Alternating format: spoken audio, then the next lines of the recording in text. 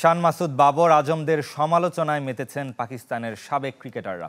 রাওয়ালপিন্ডি টেস্টে বাংলাদেশের কাছে 10 উইকেটের লজ্জার হার কিছুতেই মানতে পারছেন না তারা। তবে রমিজ রাজা, শহীদ আফ্রিদি, কামরান আকমলরা টাইগারদের প্রশংসা করতেও ভোলেননি। 2003 মুলতান টেস্টের কথা ভুলে যায়নি বাংলাদেশ, ভুলে যায়নি রশিদ লতিফের প্রতারণা। উইকেটের পেছনে অলোক কাপালির ক্যাচ নিয়ে জালিয়াতি করেছিলেন পাকিস্তানের সাবেক অধিনায়ক। সেই রশিদ লতিফ বাংলাদেশের কাছে রাওয়ালপিন্ডি টেস্ট হারের পর নীতিবাক্য আওড়াচ্ছেন। কি হয়েছে আমাদের পেসারদের? ওদের গতি কমে গেল কিভাবে?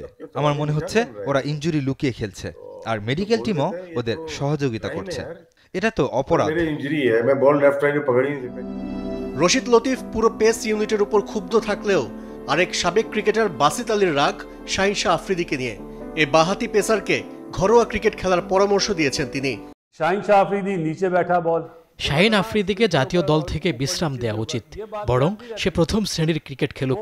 পাকিস্তান পুরোপুরি ব্যর্থ হয়েছে, দলের একটা খারাপ দিন গেছে, এ কথা বললে অন্যায় হবে। 10 উইকেটে লজ্জার হার কিছুতেই মানতে পারছেন না পাকিস্তানিরা। এক্স হ্যান্ডেলে শহীদ আফ্রিদি একাদশ নির্বাচন নিয়ে প্রশ্ন তুলেছেন। 10 উইকেটের হার অবশ্যই উইকেট আর 4 পেসার নিয়ে একাদশ গঠনের সিদ্ধান্তকে প্রশ্নবিদ্ধ করে। এটা পরিষ্কার যে আমরা হোম কন্ডিশন বুঝতে পারিনি। নিজ দলের শত সমালোচনার মাঝে টাইগারদের প্রশংসায় মেতেছেন পাকিস্তানের সাবেক ক্রিকেটাররাও। বাংলাদেশের পেসাররা বেশি কার্যকর ছিল, যেখানে আমাদের বোলাররা মাঠে নাটক করে গেছে। ওদের পেসাররা গতির ঝড় তুলছে, আর আমরা গড় পর্তামানের। বাংলাদেশের জন্য খুব কঠিন সময় যাচ্ছিল, তারপরে কি দারুণ ব্যাটিং করেছে।